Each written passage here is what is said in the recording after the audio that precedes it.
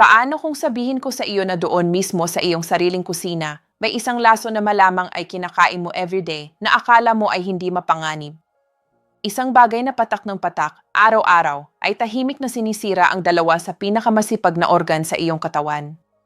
Ako si E.A. Elena Santos, at sa loob ng maraming taon, nakikita ko na ang mapaminsalang konsekwenses ng lasong ito sa mga kidneys ng aking mga pasyente. Lalo na sa mga matatanda na pumupunta sa akin nang sa kasamaang palad ay malala na ang damage. Ngayon, sisirain ko ang katahimikan, ngunit hindi ako magsasalita sa medical jargon na hindi naiintindihan ng sinuman. Magsasalita ako ng simple na parang nakaupo ka dito mismo sa harap ko. Ihahayag ko ang pinakamasamang lason na tahimik na umaatake sa iyong mga kidneys nang hindi mo man namamalayan. At ang pinaka-alarming na parte, malamang ay kinain mo na ito this very morning. Manatili sa akin para matuklasan ito, para maunawaan ang destructive power nito, at higit sa lahat, para matutunan kung paano protektahan ang iyong sarili bago pa mahuli ang lahat. Maligayang pagdating at maraming salamat sa pagbibigay ng ilang minuto para sa pinakamahalagang bagay natin, ang ating kalusugan. Bilang isang doktor, ang aking misyon ay hindi lamang gamutin ang sakit. Ang misyon ko ay pigilan ito bago pa man magsimula. At naniniwala ako, isa sa pinakamahirap na bahagi ng aking trabaho ay ang makita ang mga magagandang, masasayang tao na naghihirap dahil sa pinsala sa kidneys na sana ay maiiwasan pa. Ang problema sa ating mga kidneys, tahimik sila. Sila ang unsong heroes ng ating katawan. Isipin mo ito, parang pinaka-advanced na sistema ng paglilinis ng tubig sa buong mundo na nagtatrabaho ng 24 paghahati-7 walang pahinga. Iyon ang iyong mga kidneys. Nililinis nila ang lahat ng iyong dugo. Tinatanggal ang mga lason, basura at labis na tubig na hindi mo na kailangan. Pero hindi lang iyon. Kinokontrol din nila ang iyong blood pressure, tumutulong sa paggawa ng pulang selula ng dugo para hindi ka maging anemia at pinapanatiling malakas ang iyong mga buto. Sila ang pundasyon ng lahat sa iyong katawan para gumana ng maayos. Pero ano ang mangyayari kapag nagsimulang fail ang sistemang ito? Walang alarm. Walang malakas na sakit na mabababala sa iyo. Ang chronic kidney disease ay tulad ng isang magnanakaw. Dahan-dahan itong pumasok sa loob ng maraming taon. At sa panahon na lumabas na ang malinaw na symptoms, manas na bukong-bukong, sobrang exhaustion na hindi mawala kahit matulog ka, cramps sa gabi, ang damage ay maaaring malala na, minsan ay hindi na reversible. Nakita ko ang napakaraming matatanda na dumating sa aking opisina dito sa Maynila, takot, nalilito, nakaharap na sa dialysis o kahit transplant. At ang tanong na laging nasa isip nila, Doktor, bakit hindi ko nahalata? Ang sagot ay masakit dahil walang nagbababala sa kanila ng sapat tungkol sa mga araw-araw na lason na tahimik na sinisira ang kanilang kalusugan. Kaya nandito ako ngayon para ibigay sa inyo ang power ng kaalaman. Ngayon, gusto kong ibigay sa inyo ang kapangyarihang iyon. Hahanap at ihayag natin ang mga hidden enemies na ito. Inayos ko sila mula sa pinakakaraniwan hanggang sa pinakamapanganib. Kaya manatili kayo sa akin. Ang matututunan ninyo ngayon ay maaaring literally magbago ng takbo ng inyong buhay. Bago natin simulan ang listahan, mahalagang maunawaan natin kung bakit, habang tumatanda tayo, mas madali tayong mapinsala ng mga lasong ito. Ang pagtanda ay binabago ang mga rules of the game. Katulad ng pagkawala ng ating paningin o pagputi ng ating buhok, ang mga kidneys ay tumatanda rin. Ang kanilang kakayahang mag-filter, ang tinatawag nating glomerular filtration rate, ay dahan-dahang bumababa sa bawat dekada. Isipin mo ito, parang engine ng lumang kotse na maraming kilometro na ang nalakbay. Gumagana pa rin ito, syempre, pero wala na itong lakas tulad ng dati.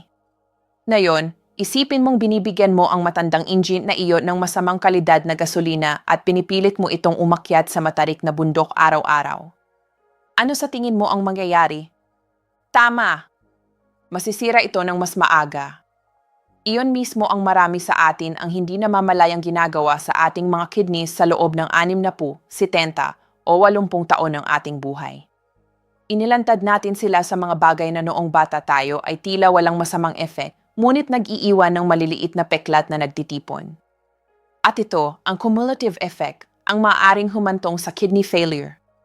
Bukod dito, habang tumatanda tayo, mas madaling lumabas ang hypertension at type 2 diabetes. At gusto kong maging malinaw dito. Ang dalawang kondisyong ito ang pangunahing sanhi ng chronic kidney disease sa buong mundo. Sila ay tulad ng mga martilyo na paulit-ulit na tumutuklaw sa maselang istruktura ng iyong mga kidneys na walang tigil.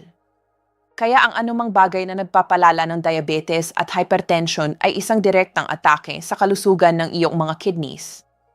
Ngayon, bibigyan natin ng pangalan ang mga attackers na ito. Naghanda ako ng listahan ng 4 na lasong ito. Magsisimula tayo sa isa na hindi mo kinakain o iniinom, ngunit kaparis na mapanganib. At mula roon, pupunta tayo sa number 1, ang pinakamasamang lason sa lahat, ang tunay na wolf in sheep's clothing. Magsimula na tayo. Lason bilang 4, sedentary behavior. Ang tubig na hindi gumagalaw na bumubulok sa loob ng iyong katawan. Ang unang lason sa ating listahan, number 4, ay maaaring magulat sa inyo dahil hindi ito isang bagay na kinakain o iniinom mo. Ito ay isang bagay na hindi mo ginagawa.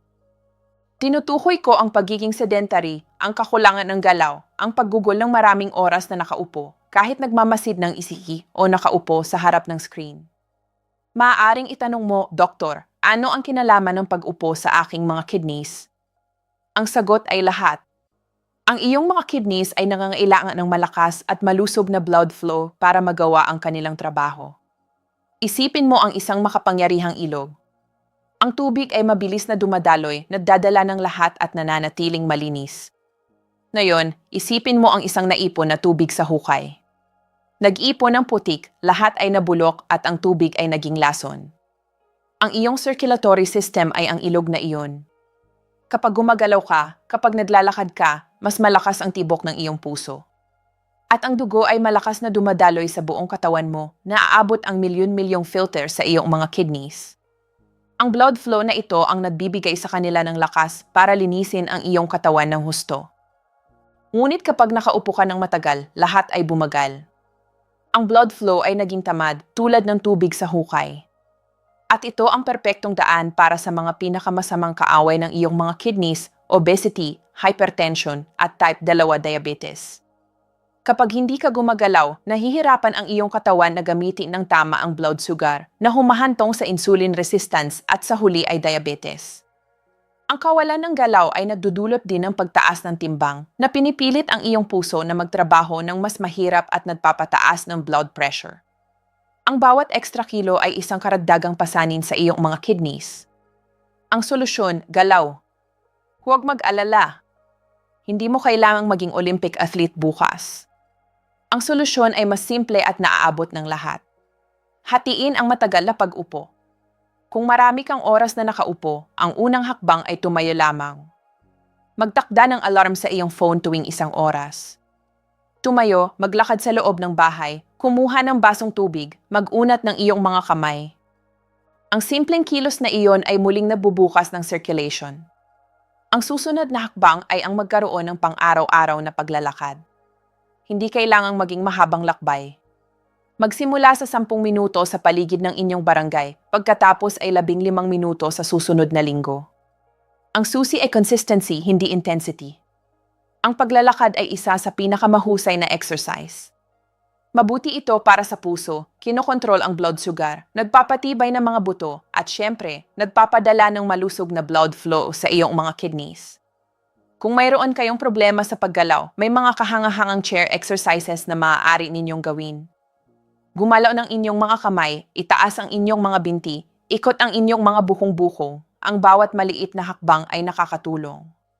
Tandaan ang analohiya ng ilog. Ang bawat hakbang mo ay isang alon ng malinis na tubig para sa iyong mga kidneys. Lason bilang 3, ang panlilinlang ng mga pampatawid sakit. Ang mga tableta na akala mo ay ligtas. Ngayon, pupunta tayo sa poison number 3. Ito ay nakatago sa harap ng lahat sa halos bawat tahanan. Ito ang tableta na iniinom mo nang hindi nag-iisip para sa sakit ng ulo, sakit ng likod o arthritis. Tinutukoy ko ang non-steroidal anti-inflammatory drugs o NSAIDs.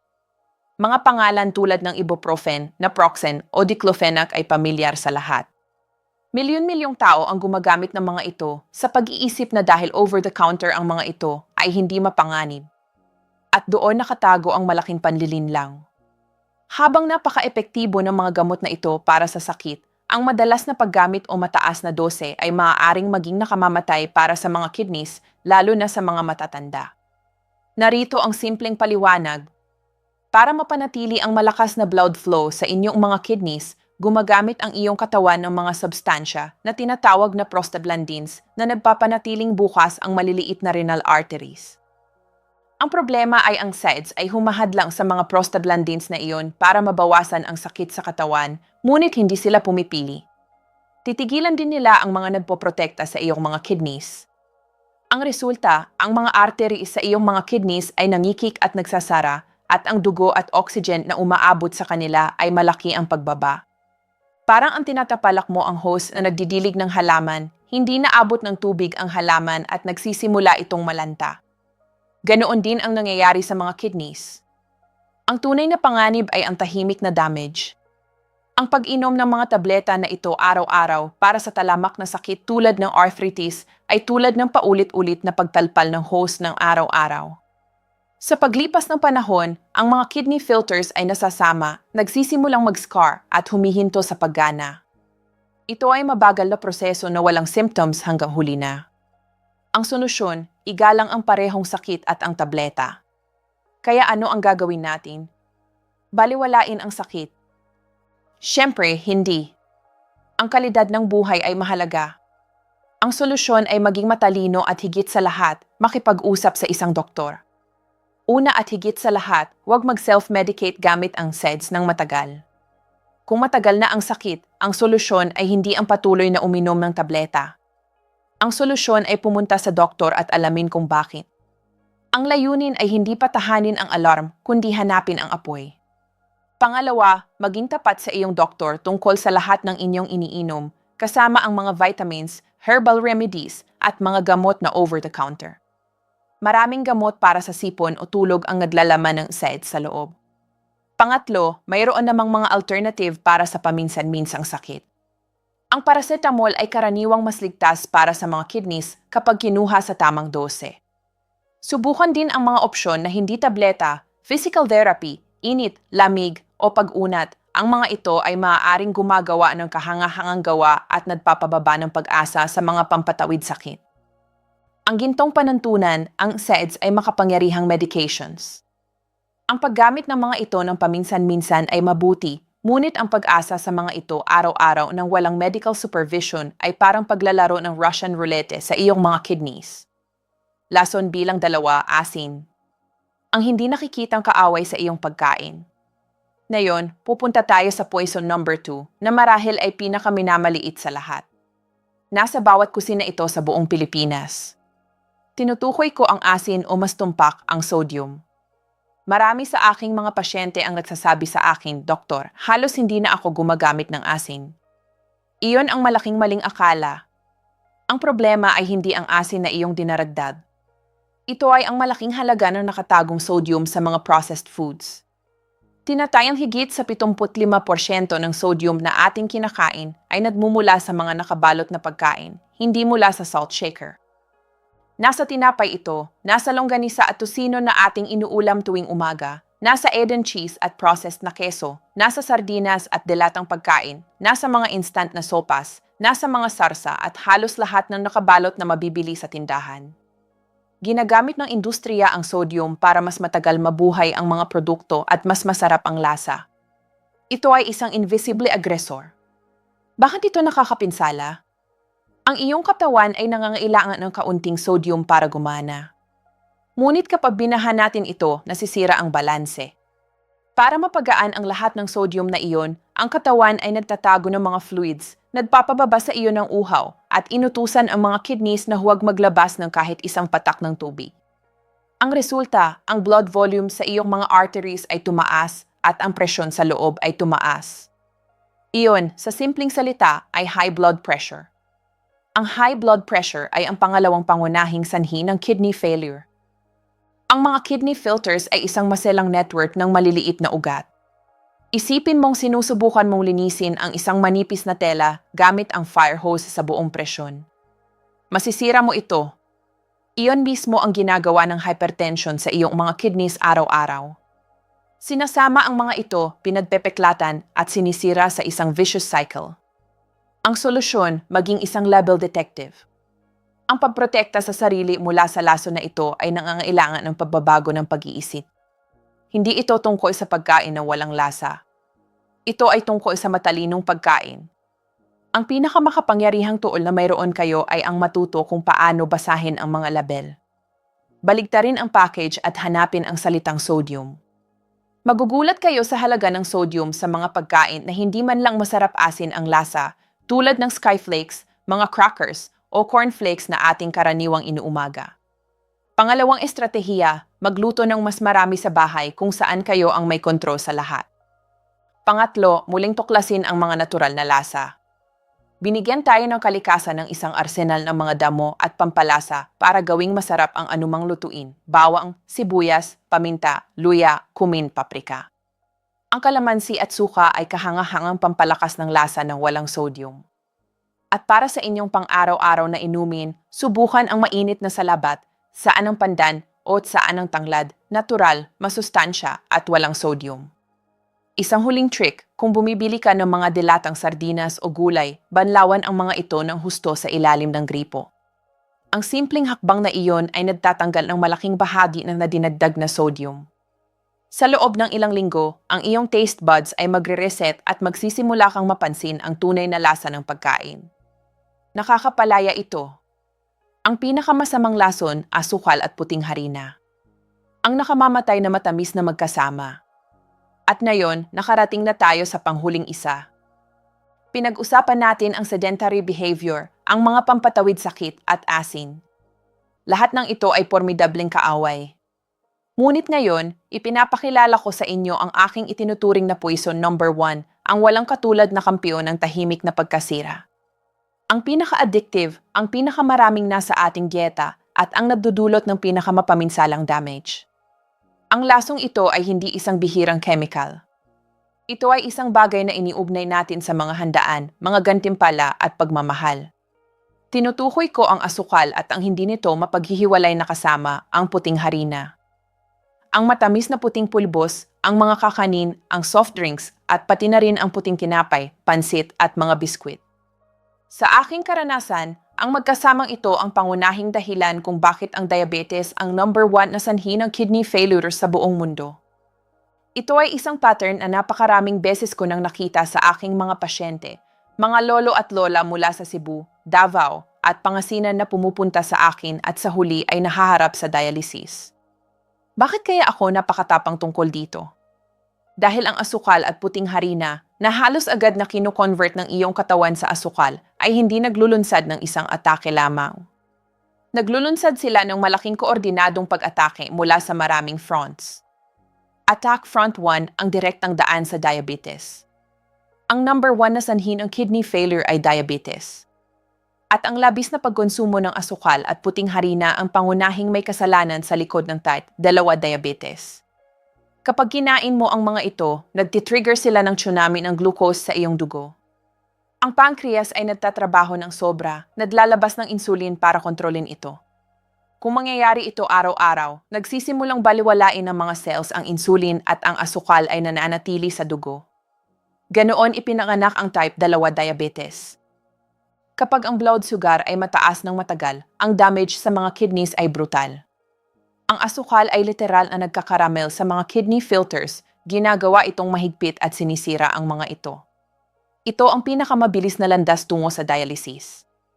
Attack Front 2, hypertension. Dati, inakala nating ang asin ang pangunahing may kasalanan, ngunit ngayon, alam na natin na ang asukal ay kasinsamang masama o mas masama pa para sa blood pressure. Ang diet na mataas sa asukal ay nagpapataas ng blood pressure. Kaya kahit kontrolin mo ang iyong salt intake, ang asukal ay patuloy na tatampal sa iyong mga kidneys. Attack Front 3, silent inflammation.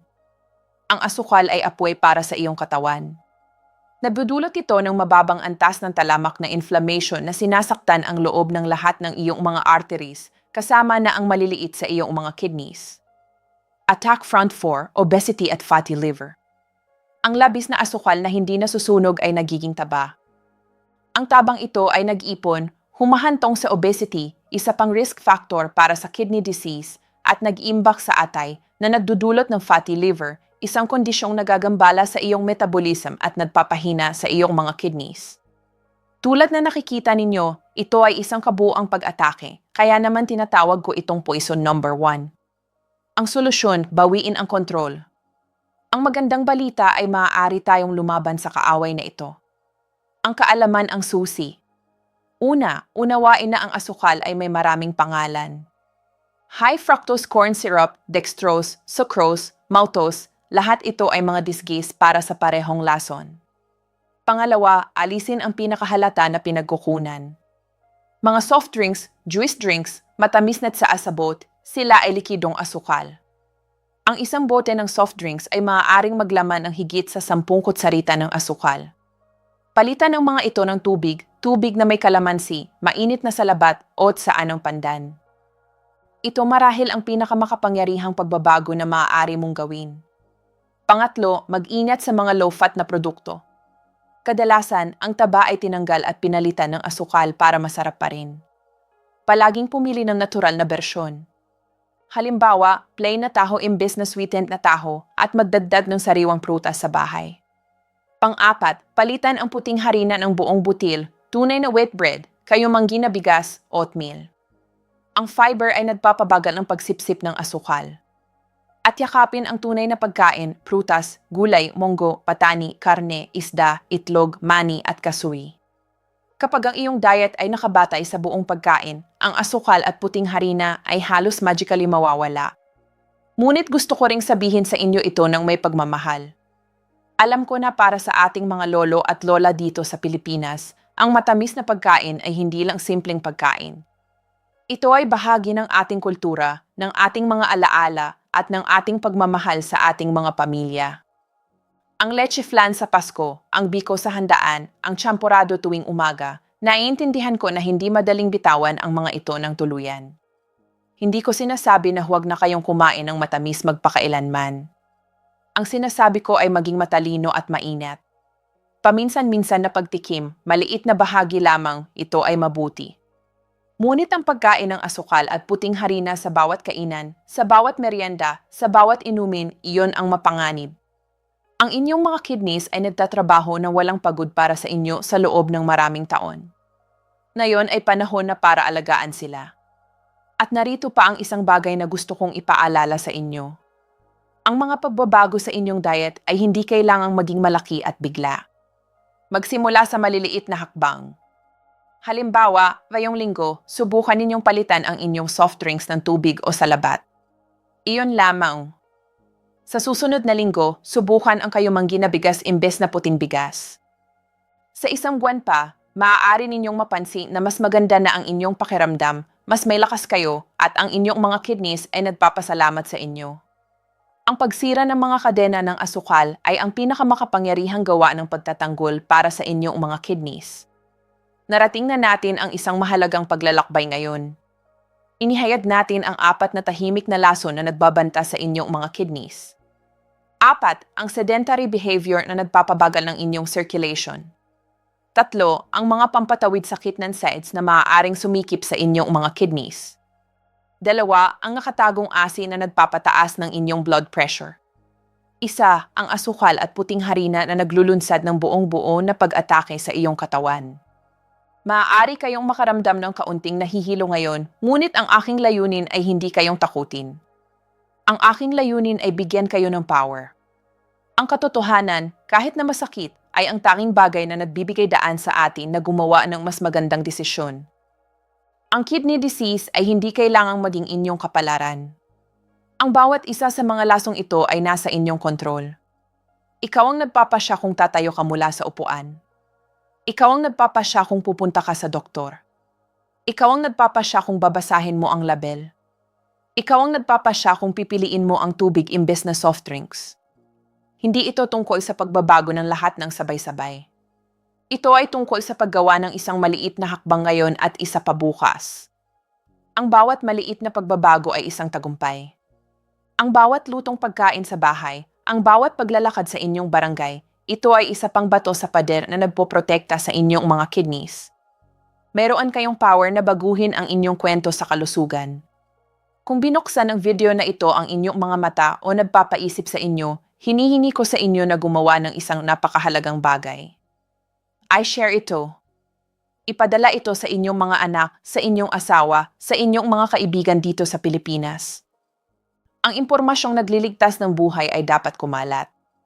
At kung gusto ninyong patuloy na makatanggap ng malinaw at praktikal na payo para protektahan ang inyong kalusugan, mag-subscribe sa channel at i-on ang notifications. Ngayon, gusto kong marinig kayo. Mag-iwan ng comment sa ibaba at sabihin sa akin ang pinakanagulat sa inyo mula sa lahat ng pinag-usapan natin. Mayroon bang isang bagay na hindi ninyo alam dati na balak na ninyong baguhin ngayon? Babasahin ko ang inyong mga comments para patuloy na matulungan ang ating community dito. Maraming salamat sa inyong pakikinig.